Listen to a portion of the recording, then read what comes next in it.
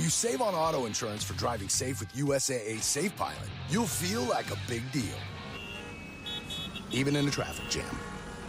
Save up to 30% with USAA Safe Pilot. Restrictions apply. If you've been struggling to fall asleep or stay asleep, try listening to a guided meditation tonight on the Sleep Meditation for Women podcast. Meditations are a natural, easy way to quiet your mind and relax your body so you can get the sleep you need.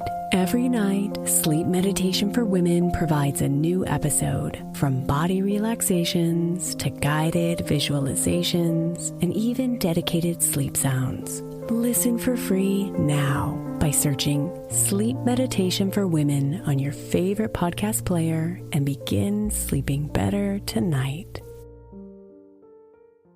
This is Optimal Relationships Daily, episode 1821, Why I'm Teaching My Introverted Daughters to Take Up Space, by Charlene Jimenez with introverted.com. Hello, everybody. I'm Greg Audino, your host and narrator, welcoming you to the show that's all about helping you improve your relationships through the narration of articles that are written specifically to help you do so.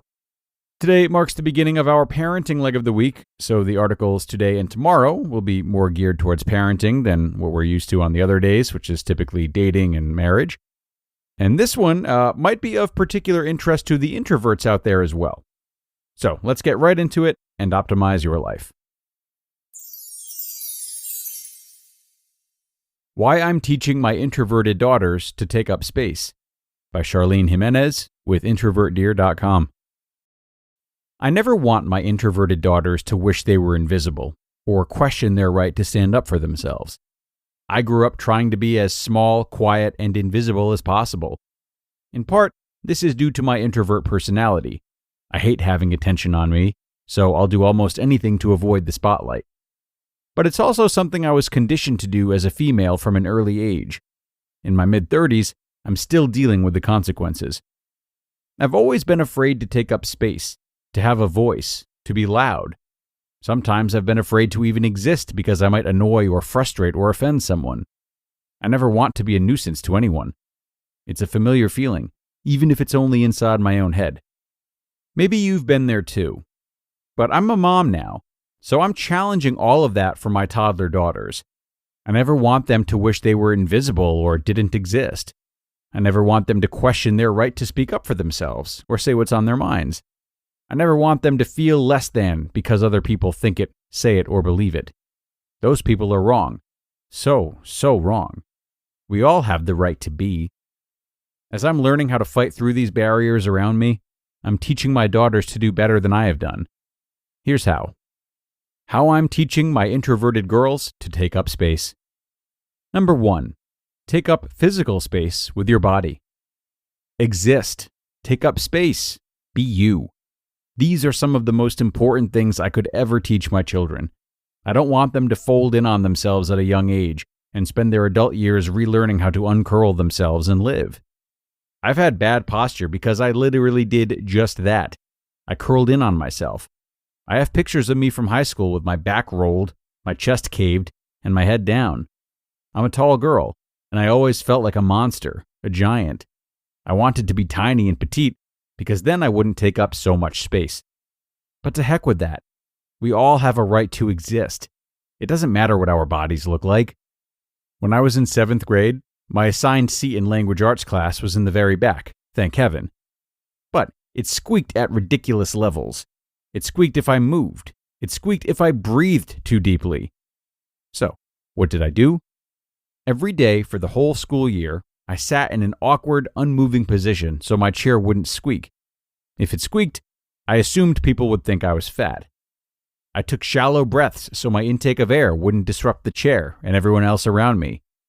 My legs cramped, but I kept with it, minimizing my impact on inanimate objects and hoping I didn't annoy the 2 cute boys who sat next to me. Heaven forbid they would ever think I was so large to make a rickety chair squeak. For me, it's almost a natural response to people being around me. I want to escape, and I want to turn invisible. My posture is the direct representation of how I felt about myself for so long. And now I know it's wrong. Society puts value on things that don't actually matter. So, to my beautiful babies, roll your shoulders back and be proud of who you are. Take up as much space as you need. You can't experience the beauty of life if you're hiding. Number 2, use your voice. When in doubt, I shut my mouth. Well, except when I have a bone to pick with my husband. I'm sure he wished I would keep my mouth shut during those times. But for everyone else who I'm not 100% comfortable with, generally my lips are sealed unless first spoken to. I'm sure I'm not the only introvert who does this. Again, part of this is due to my naturally quiet personality. I speak when I need to or when I have something important to say. As an introvert, I don't like to waste words. The other part was feeling like my words didn't matter. As a child, there were times when I tried to speak up in class, my voice raw from being loud, or so I thought, and no one even responded to or acknowledged me. That child version of myself thought that meant I wasn't important enough, or worthy enough, or funny enough. I just wasn't enough. So, I stopped talking. I stopped answering questions in class. I stopped joining conversations. We speak to be heard, but when we're not, it causes damage. When it comes to my baby girls, I will let them speak without interruption. I will listen because they deserve that. Everyone deserves that. I won't use a louder voice to drown them out. Even though they still baby babble, I listen. I respond. I encourage. I desperately want them to find and hold on to their voices. I never want them to feel that their words and their thoughts are worthless. Number 3, be loud for the sake of being loud. I'm generally only loud when I'm beyond upset or tickled pink by something. As an introvert and a highly sensitive person, I don't enjoy loud noise. It stresses me out and puts me on high alert. With twin toddlers, the din in my home borders on obscene. But if they want to be loud, they can be loud. Every time I take one of my daughters out of the tub, wrapped in a towel, we stand in front of the mirror and yell, for no other reason than just to make noise. She loves it. It may just be a toddler thing, but it doesn't matter. The point is that if you need to be loud, be loud. If you need to make your existence known to the universe by yelling or banging metal spoons on metal bowls, go for it. Because you know what comes along with all of that? Smiles and loud laughter. And that is the best loudness of all. Number 4, dance, laugh, and run if you feel like it. I'm burdened by the perceived thoughts of others. I rarely step out of line because I try to be ultra considerate of those around me. I don't sing in public. I don't laugh loudly. I don't usually even share opinions unless directly asked for them. As an introvert, I exist in my own world, and I don't want strangers there with me. But I want to break that cycle with my girls. I'll be honest, I still care too much about what others think of me, and it's useless. It's a waste of time and energy. When my girls want to run and dance in public, I'll support them, and I might just join them. Toddlers are great examples of how to be. Free, self-assured, exuberant, joyful. These are things my girls teach me every day. And number 5, set aside quiet time to recharge. I also want to show my girls the beauty of returning to a healthy, calming silence. So many people are afraid of silence. It unnerves them.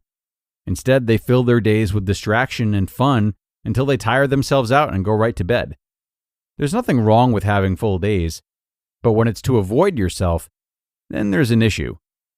Finding joy and peace in silence shows that you're comfortable in your own presence and with your own thoughts, with your very existence.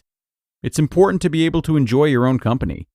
If my daughters turn out to be as introverted as their parents, they will need that quiet alone time to recharge and rebalance.